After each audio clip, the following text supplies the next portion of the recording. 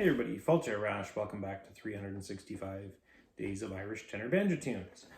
We are on day 100 today, which sounds like it should be some sort of monumental thing. We're entering 3 digits. For those of you who might be just joining me for the first time, this was, or is my New Year's resolution to try and get better at the banjo. So I had played a little bit here and there, but I really wanted to get better, and so what I decided to do was I'm going to play a new song every single day. We're using the Banjo Buddy's big book of 365 Irish tunes, and every day I sight read a new tune and I put them up on YouTube more as sort of motivation for myself to try and get better at this thing.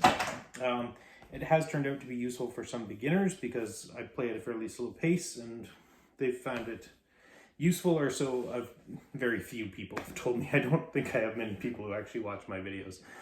But this is more about me learning things. So today I feel like I should be doing something monumental for hitting triple digits, but I'm not. It's late, but I've also got this strange, I couldn't get a reel that I really felt good about today, so we're going to be playing a slip jig.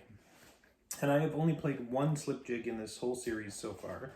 So this will be number 2. It's called The Kid on the Mountain. It is in E minor. Now, a slip jig, I really don't know a lot about slip jigs. So the Banjo Buddy says that you should think of these as, he uses the mnemonic, rashers and sausages. But basically you can think of it as like a jig, down, up, down, down, up, down, down, up, down. They're just in groups of, 3 groups of 3/8 notes. The reality, though, is that the tunes I find are much more complex than most just straight up jigs. More breaks in the rhythms and different things like that. So what I'm really going to focus on this lesson, and it's going to be more of that kind of slow, deliberate thing, I think, than anything musical, is really working on that, getting the down, up, down in the right place, even when they throw in something like a quarter and then, you start up again, and always having those downs at the start of each of those 3 beats, even when they're not 3/8 notes. So the first time through, we're going to play painfully slow as I try and do my best to get that down, up, down thing going. And I don't know how much I'll be able to speed it up after some practice, but hey, I always give it my best and we'll see how it goes. So, The Kid on the Mountain.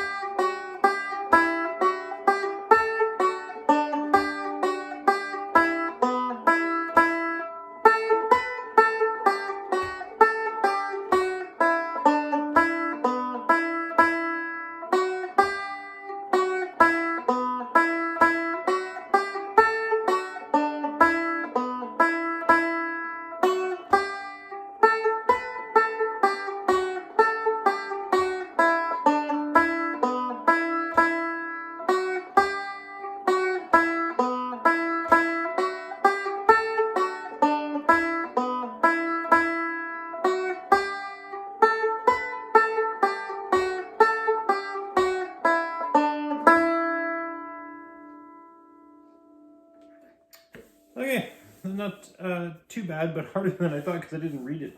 I already recorded it once and it wasn't right because there's actually a repeat at the end of each. So there's like an A, a B, a C, and a D part, all repeated. So the tune's a lot longer than I thought it was on paper too, which is not great for a late night. Anyways, we are going to try some practice, and we're going to do our best to speed that up.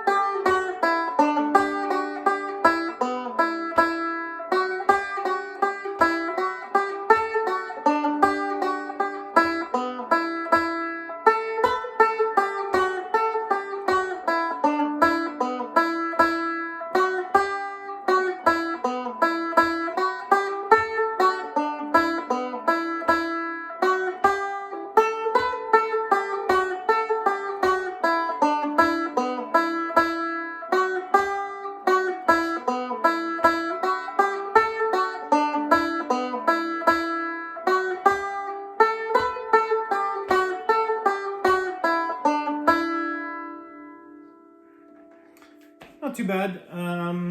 Definitely not as fast as I can go on other tunes, but yeah, that's not too bad for a slip jig. Slip jig, so by the way, when I was saying earlier about 3 groups of 3/8 notes, it's in 9/8 time, if that helps or makes any difference to you. And one other little tip maybe for you is just reaching that high B note. This is a really good tune to practice in because it's not like you're, so high B is on your 7th fret, right, on your thinnest string, and sometimes you're jumping from the 3rd to the 7th to the 3rd, and that's a little harder to do.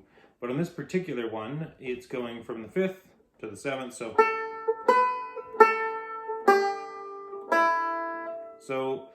to do that, and I've said it before, if you haven't, maybe you haven't caught my other videos, is why I'm saying it again. If your thumb is up here, resting very high, which is fine when you're kind of playing up in these positions, right?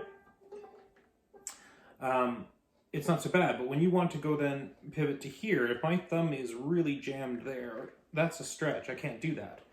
Whereas if my thumb is down here around the 3rd fret or so, I can still play these notes just fine, or I can, you know, kind of, like, really ideally you shouldn't be death gripping the neck anyways, and you should have some movement to your thumb. But if I know that's coming up and I can bring my thumb down a bit, then it's just simply pivoting off of my, this finger, my 4th finger, to the 7th with my pinky.